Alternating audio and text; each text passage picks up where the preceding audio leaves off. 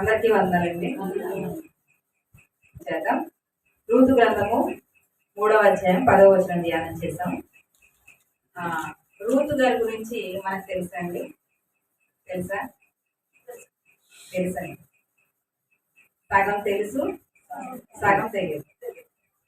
Ruth మొదటి అధ్యాయము మొదటి వచనం చదువుతాం. న్యాయాధిపతులు ఏలిన దినములందు దేశములో కరువు కలుగగా యోధా బెత్లెహేము నుండి ఒక మనుష్యుడు తన భార్యను తన ఇద్దరు కుమారులను వెంటబెట్టుకొని మోయాబు దేశమున కాపురముండుటకు ఆ మనుషుని కాపురముండుటకు వెళ్ళెను. న్యాయాధిపతులు ఏలిన దినములందు దేశములో కరువు రాగా యోధా బెత్లెహేము నుండి చాలా మంది వేరే వేరే ఊళ్ళకి వెళ్ళిపోయారట. అలాగే యోధా బెత్లెహేము దేశంలో ఉన్నటువంటి ఒక వ్యక్తి తనను తన ఇద్దరు పిల్లల్ని తీసుకుని కరువు వచ్చిందని మరొక చోటుకి వెళ్ళిపోయాడు. కరువు వస్తే మనం ఏం చేస్తాం? అక్కడే నిలబడలేం కదా, అక్కడే ఉండలేం కదా. అయితే ఇక్కడ ఆయన పేరేంటంటే ఎలీమెలకు. ఎవరండి? ఎలీమెలకు. ఆ మనుషుని పేరు ఎలీమెలకు. అతని భార్య పేరు నయోమి. అతని ఇద్దరు కుమారుల పేర్లు మహ్లోను, కిల్యోను. ఇదొక కుటుంబం.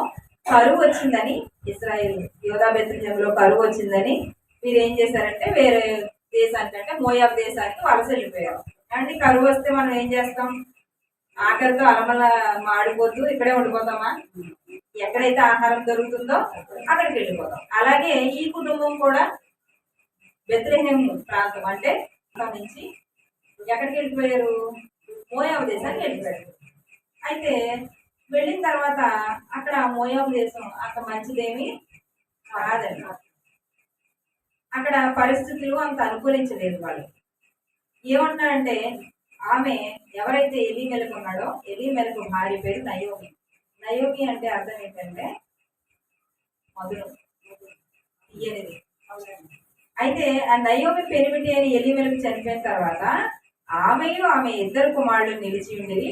వారు మోయాబు స్త్రీలను పెళ్లి చేసుకుని వారిలో ఒక దాని పేరు ఓర్పా, రెండవ దాని పేరు రూతు.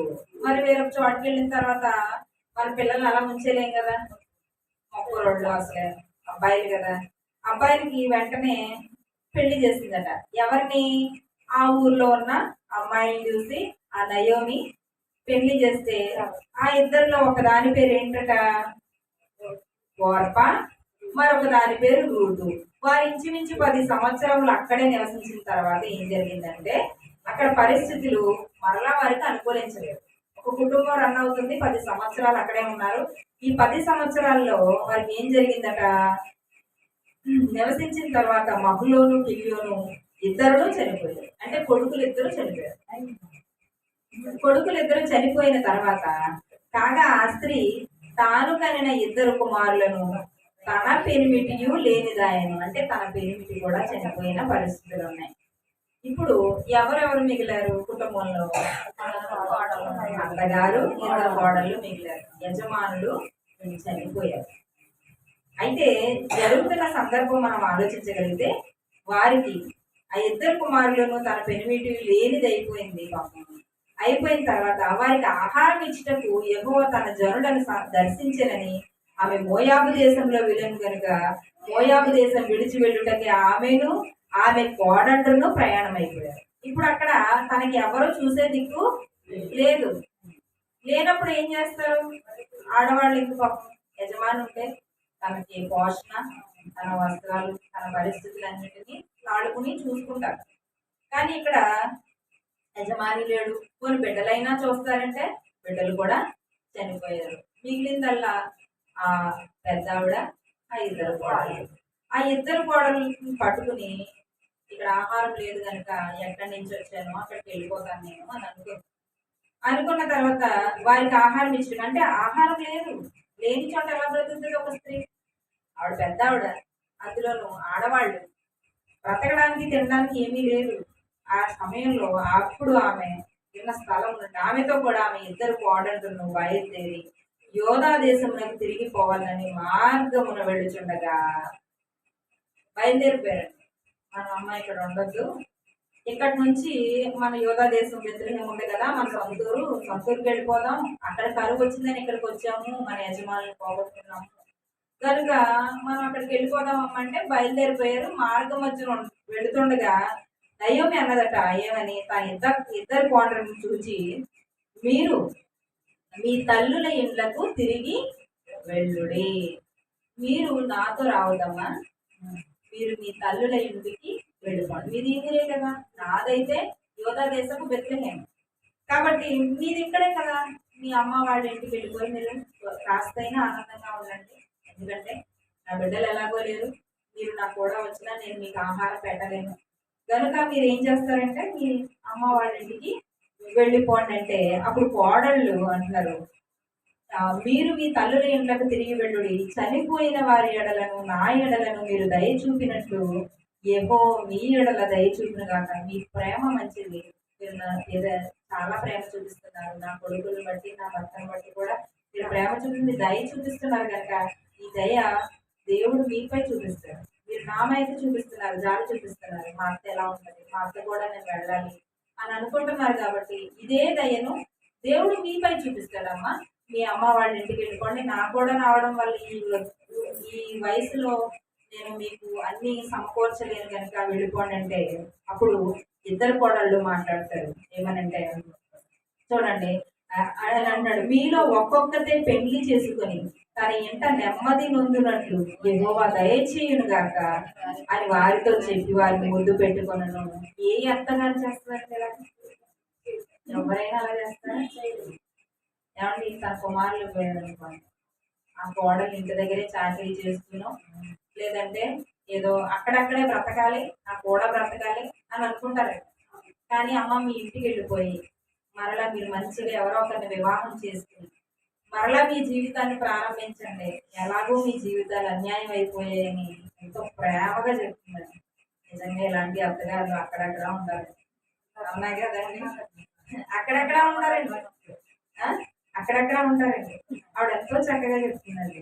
అంటూ ఆవిడ అంటున్నారు, ఇంకా చూడండి, అతను వారు ఎరిగెత్తి ఏడ్చి అంటున్నారు ఏమనంటే, నీ ప్రజల యొద్దకు నీతో కూడా వచ్చేదమని ఆమెతో చెప్పగా, వాళ్ళు ఏమంటున్నారు, అత్తమ్మ అది సరైన పద్ధతి కాదు, మా వివాహాలు అయ్యాయి, మీ కుమారులతో అయ్యాయి కనుక మీ కుమారులు లేకపోయినా మేము నీతోటే వస్తాం అంటారు.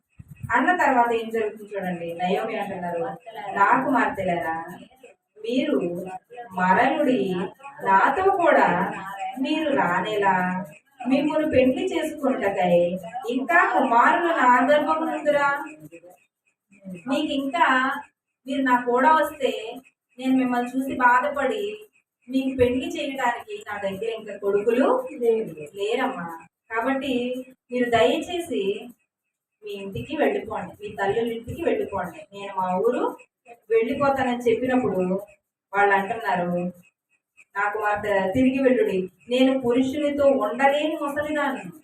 మీకు అర్థమైందా? ఒకవేళ నా కొడుకులు లేరు, కొన్ని కనివ్వడానికి నేను ముసలిదాన్ని. ఎంత చక్కగా మాట్లాడుతున్నారు మీరు నయమి గారు.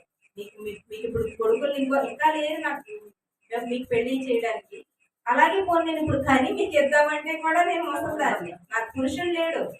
కాబట్టి గమనించండి తల్లులారా, మీరు ఏం చేస్తారంటే, నాకు నమ్మిక కలదని చెప్పి ఈ రాత్రి పురుషులతో నుండి కుమారులను కనినా కూడా, ఆవిడ చూడండి కనినను వారు పెద్దవారు వరకు వారి కొరకు మీరు కనిపెట్టుకొద్దురా, ఒకవేళ నేను ఇప్పుడు పిల్లలకి అన్నా కూడా వాళ్ళ కోసం మీరు ఎదురు చూస్తారా, వాళ్ళు పెద్ద అయ్యేంత వరకు ఉంటే మీరు ముసలోళ్ళు అయిపోతారు అంటూ ఆవిడ అంటున్నారు. చూడండి, మీరు వారి కొరకు కనిపెట్టుకొని పురుషులు లేక ఒంటరి కత్తెలయ్యిందిరా, నా కుమార్తెలేరా ఎవరంటారండి? ఏ అత్తగారైనా కోడల్ని కుమార్తె అంటదే అన్నారండి. చాలా మంది మన మధ్య ఒక మాట మాట్లాడతారండి, నేను చాలా చోట్ల విన్నాను. ఏమనే తెలుసా, అత్తగారట కోడల్ని కూతురులాగా చూడాలట. ఏమండి, నా మాట క్లియర్ గా వినండి. అత్తగారు కోడల్ని కూతురులా చూడాలట, కోడలు అత్తగారిని తల్లిలా చూడాలంట. ఇది సాధ్యమయ్యే పనేనా? ఎక్కడా సాధ్యం అవ్వదండి. కబుర్లు చెప్తారు. ఏమండి, అత్తగారు ఎప్పుడు అమ్మ అవ్వరు, కోడలు ఎప్పుడు కూతురు అవ్వదు. ఎంత బాగా చూసినా ఇది నిత్య సత్యం. కానీ ఏంటంటే చూసేవాడికి అలా ఉంటుంది పరిస్థితి. గమనించండి, అక్కడ వాళ్ళని ఏమంటుందో తెలుసా, నా కుమార్తెలారా, ఇప్పుడు నేను కని మీకు మరొక కొడుకుని ఇచ్చే పరిస్థితుల్లో లేదు కనుక మీ తల్లి ఇంటికి వెళ్ళి మీరు ఏం చేస్తారు, మీరు మరొక వివాహం చేసుకోవచ్చు అని చెప్తూ ఆవిడ అంటున్నారు. వారి చూడండి, యెహోవా నాకు విరోధి ఆయను, అది మమ్మల్ని నొప్పించినంత కంటే నన్ను మరి ఎక్కువగా నొప్పించినదని వారితో చెప్పాను. వారు ఎలుగెత్తి అడవగా, యెహోవా నాకు విరోధి, నా పరిస్థితులు బాగోలేదు, నా బిడ్డలు లేరు, నా భర్త లేరు. అమ్మ తల్లులారా, మీకు మరలా ఇప్పుడు న్యాయం చేసే పరిస్థితులు నా ఎదుట లేవు, కాబట్టి మీరు మీ ఇళ్ళకి వెళ్ళిపోండి అన్నప్పుడు వారు ఎలుగెత్తి ఏడవగా ఏం జరుగుతుందంటే, ఓర్ప తన అత్తను ముద్దు పెట్టుకొనెను, రూతు ఆమెను హత్తుకొని ఇట్లుండగా ఆమె, ఇదిగో నీ తోడి కోడలు తన జనుడి యుద్ధకును తన దేవుని యుద్ధకును తిరిగిపోయినదే, నీవును నీ తోడి కోడలు వెంబడి వెళ్ళుమనెను. జరుగుతుంది ఏంటంటే, ఆమె ఇలా అన్న తర్వాత పెద్ద కోడలు, అదే ఒక కోడలు అన్నదట ఏమని, ఓర్ప అలాగే అమ్మగారు నేను వెళ్ళిపోతానండి అని తను ముద్దు పెట్టుకుని వెళ్ళిపోయిందట. వెళ్ళిపోయిన తర్వాత ఇంకొక కోడలు ఉంది, అమ్మ నువ్వు మాత్రం ఎందుకు, నువ్వు కూడా వెళ్ళిపో అన్నదంట రూతమ్మతో. అంటే రూతమ్మ అన్నదట, నీ తోడుకోళ్ళు వెళ్ళిపోయింది కదా, నువ్వు మాత్రం ఎందుకమ్మా నాకు కూడా అంటే, ఆవిడ అంటుంది చూడండి, అందుకు గట్టిగా చదవండి, నా వెంబడి రావద్దనియు నన్ను విడిచిపెట్టుమనియు నన్ను బ్రతిమాలుకొనవద్దు, నీవు వెళ్ళు చోటికే నేను వచ్చేదాన్ని. ఎంత మంచి మాట. నిజంగా కోడలు ఇలా అంటే అత్తగారికి ఉంటుందండి ఆనందం. మరి నువ్వు ఎక్కడికి వెళ్తే అక్కడికే నేను వస్తానత్తమ్మా, నీవు ఎక్కడుంటే నా జీవితం అక్కడే అత్తమ్మా, మీరు ఎక్కడ ఏం తినమంటే అదే తింటానత్తమ్మా, మీరు గంజి పోస్తే గంజి నీళ్ళే తాగి ఉంటానత్తమ్మా అన్నది అనుకోండి, ఆ అత్తగారు నేల మీద నిలబడరు, గాల్లో తేలిపోతారు.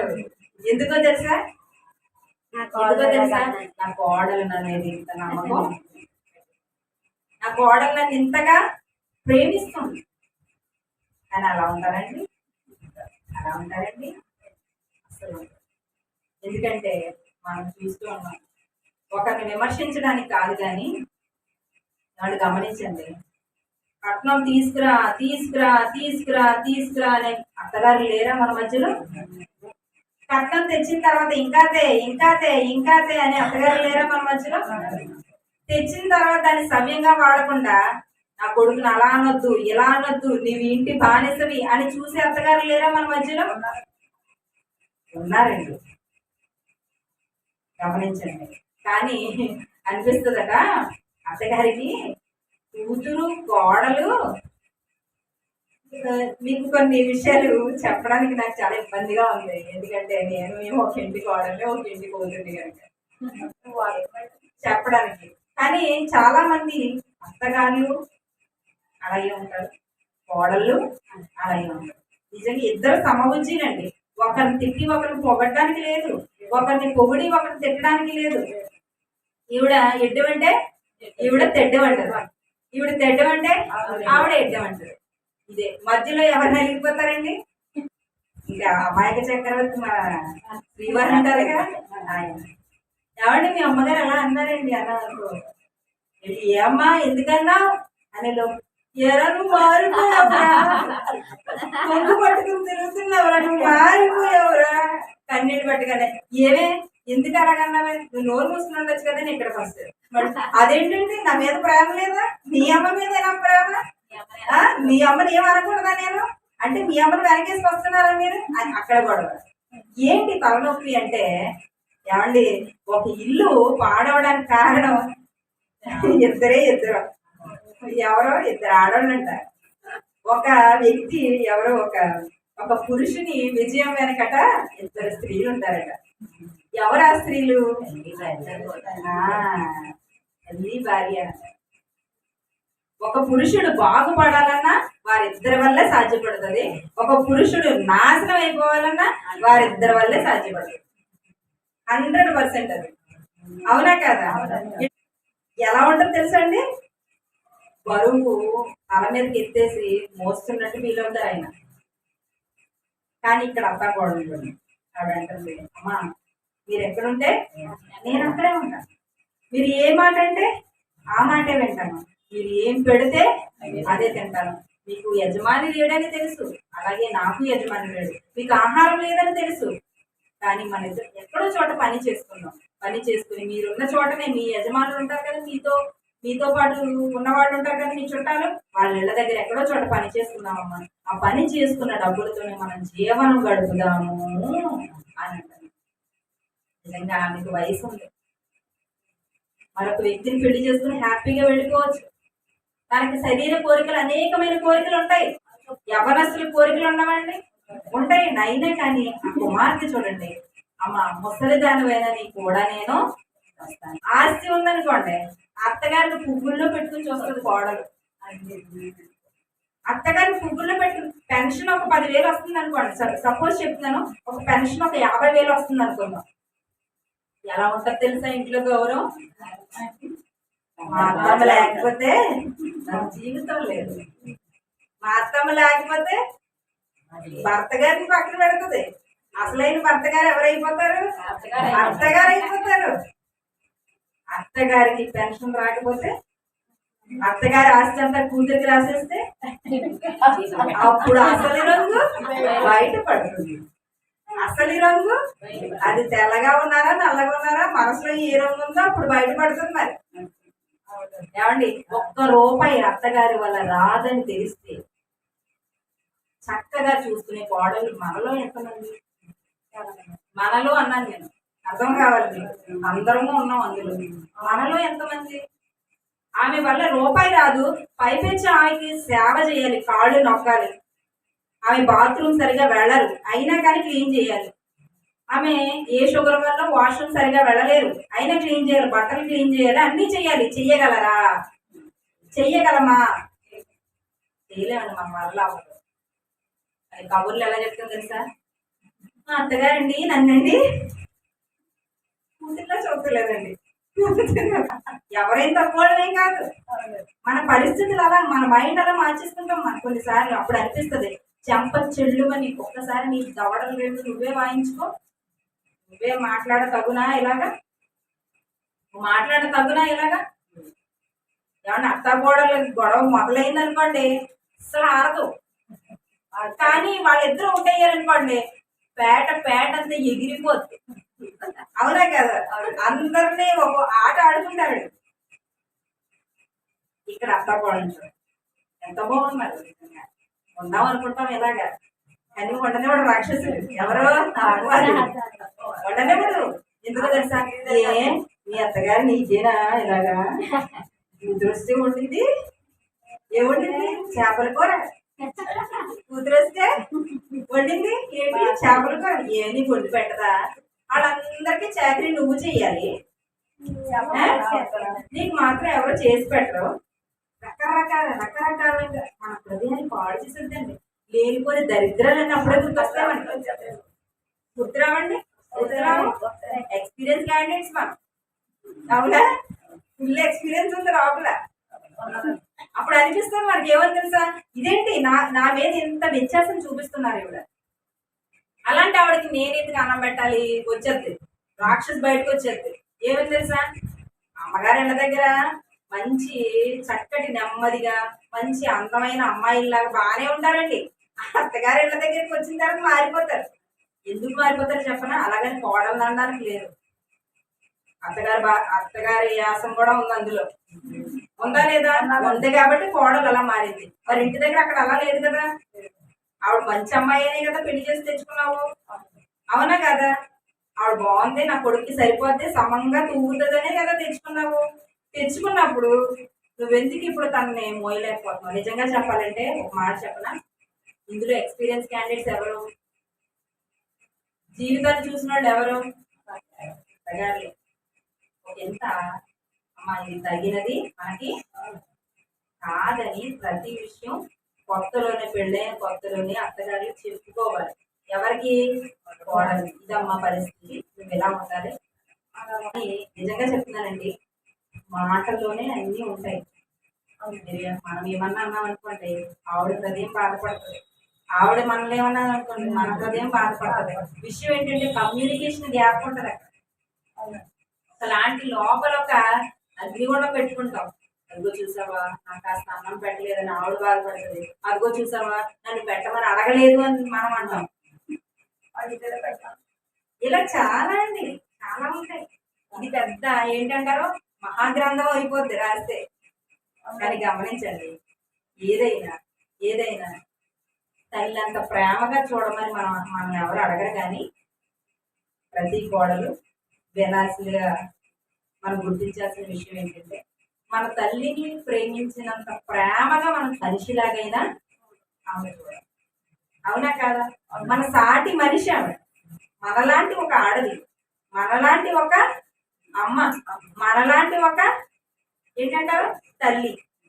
ఇవన్నీ మనం ఆలోచించి, ఆవిడ మనలాంటి ఆలోచన కలిగిన ఒక వ్యక్తి కనుక మనం ఆవిడకి ఈ మాత్రం సహాయము చెయ్యాలి.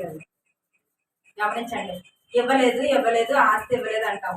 దాచిపెట్టి మూట కట్టి చెక్కలో కడతారండి ఇలాంటి ఆడవాళ్ళు. చివరికి తెచ్చి ఎవరికి ఇస్తారండి? ఆవిడకే ఇస్తారు. అప్పటి వరకు ఈవిడ ఎలా ఉంటుందో, ఈవిడ పరిస్థితులు ఏంటో అని కాస్త అదుపు చేసి మూట కట్టి ఆ కోడలకే ఇస్తారు. పూర్తిగా కాకపోయినా సగమైనా ఇస్తారు. అవునా? పట్టుకుని పోతుందా? పట్టుకుని ఏం పోదు కదా. అమ్మగారు ఎగ్జైట్ అయిపోతున్నారు. పట్టుకెళ్ళరండి. చెప్తాను, ఎవరైనా మనము వాళ్ళు కలిసి సమృద్ధికరమైన భోజనం చేయడానికి మనకి దేవుడు ఇచ్చాడు మంచి అవకాశం. తల్లులు పెద్దవారు కనుక మీ ఎక్స్పీరియన్స్ ఏదైతే ఉంటుందో, మన ఎక్స్పీరియన్స్ ఏదైతే ఉంటుందో అది కోడలకి తెలియజేసి, అమ్మ నేను ఎలాంటి పరిస్థితుల్లోంచి వచ్చాను, ఇలా నా బిడ్డలు పెంచాను, నా పరిస్థితులు ఇవి, నాకున్నది ఇంతే ఆహారం, నాకున్నది ఇంతే బంగారం, నాకున్నది ఇదే ఇల్లు, దీనిని నీ వలనైతే నీ చేతిలో పెడతాను, నీ వలనైతే దీన్ని సక్రమంగా ముందుకి నడిపించు. లేదు అంటే కనుక మీకు ఇవ్వబడిన దానితో తృప్తిగా జీవించు. అసలు రూతు అనే పదానికి అర్థం ఏంటో తెలుసండి? తృప్తి, సాటిస్ఫాక్షన్. తృప్తి కలిగి ఉండటం. తృప్తి ఏమండి, ఆమెకు యజమాని పోయాడు, మామగారు పోయాడు, అత్తగారి మీద ఆధారపడి ఉన్న వ్యక్తికి తృప్తిగా ఉండే పరిస్థితులు ఏముంటాయండి? హృదయం నిండా వేదన ఉంటుంది. ఆవిడ ఉదర పోషణమే కాకుండా అత్తగారి పోషణ కూడా చూడాలి. గమనించండి, కొన్ని మోరల్ వాల్యూస్ బైబిల్ మనకు చెప్తుంది. కొన్నిసార్లు మన హృదయం ఏంటో తెలుసా, రెంకిలేస్తుందండి. నువ్వు ఇలా చేయకూడదు, ఆవిడ ఎలాగన్నది, నువ్వు ఎలాగన్నావు. అలా కోడలు రేపుతుంది. కోడలు చూసావా, నిన్న మొన్న వచ్చింది దీనికి ఎన్ని కొమ్ములు, ఇదే నా కొడుకుని కొమ్ములు కట్టేసుకుంది, ఇది నా గుప్పిట్లో ఉండాలి అనేమో అత్తగారు. గమనించండి ప్రియమైన వాళ్ళరా, ఒకరిని విమర్శించడానికి మనం ఈ మాటలు అనుకోవట్లేదు, కానీ మనల్ని మనమే విమర్శించుకుని పరీక్షించుకోవాలి. ఎవరైనా కానీ పరిస్థితులు వస్తాయి. పరిస్థితులు అత్తగారి తప్పు కాదు, కోడల తప్పు కాదు, అవి పరిస్థితుల తప్పులు. ఆహారం లేదనుకోండి, ఆహారం గురించి ఇద్దరు కూడా ఒకరికొకరు బాధ పంచుకుంటారు. అన్నీ ఉన్నాయనుకోండి, ఇది నాదంటే నాదని కూడా గొడవ పెట్టుకుంటారు. అదే అబద్ధం దేవుడు పెట్టాడు. కానీ గమనించండి, నెగిటివిటీ ఏదైతే వ్యతిరేకత ఉందో ఆ వ్యతిరేక మన జీవితాల్లోకి రాకూడదండి. వస్తాయి రావని నేను అంటున్నాను, కానీ ప్రతిరోజు అత్తగారి మొహమ్మలు దగ్గర పడతాను. బయటికి వెళ్ళి నాలాంటి ఒక కోడలు అంటది, మా అత్తగారే అలా చేస్తుంది ఇలా చేస్తుందని చెప్పుకుంటావా లేదా? చెప్పుకుంటా. నీ గురించి మీ అత్తగారు ఇంకొక ఆవిడ దగ్గర అలా చెప్తుందేమో ఒకసారి గ్రహించావా? తమరు ఏం చేస్తున్నారు? ఇంకొక అమ్మాయి దగ్గరికి వెళ్ళి నువ్వు ఇలాగని చెప్పావు. ఏమని? మా అత్తగారు ఇలాగా నేను ఎంతో బాగా చూసుకుంటాను, అయినా కానీ నేను ఏళ్ళలాగే చూస్తుందని నేను చెప్పాను. అదే పరిస్థితిలో మా అత్తగారు వేరొక పెద్ద ఆవిడ దగ్గర చెప్పుకుండొచ్చు కదా. అంటే ఏంటి? మన గొయ్యి మనమే తవ్వుకున్నాం అనమాట. గమనించండి, అలా ఉండొద్దు అంటున్నాడు దేవుడు. ఇక్కడ ఈ తల్లిని చూపించి మన బైబిల్లో ప్రతిసారి మాట్లాడుకున్న మాట ఒకటే, ఏంటో తెలుసా? నువ్వు కోడలు అయితే ఎలాంటి కోడల్లా మసులుకోవాలో చూపిస్తుంది బైబిల్. నువ్వు కొడుకు మంచి కొడుకు అయితే ఇస్సాకులో ఎలా బ్రతకాలో నేర్పిస్తుంది బైబిల్. నువ్వు మంచి బాలుడు అయితే సమూయేలులా ఎలా నడవాలో నేర్పిస్తుంది బైబిల్. నువ్వు మంచి యువరాణి అయితే మంచి రాణి హోదా నీకుంటే ఎలా నువ్వు తగ్గించుకుని ఉండాలో నేర్పిస్తుంది ఎస్తేరమ్మ. ఇలా ప్రతి ఒక్కరు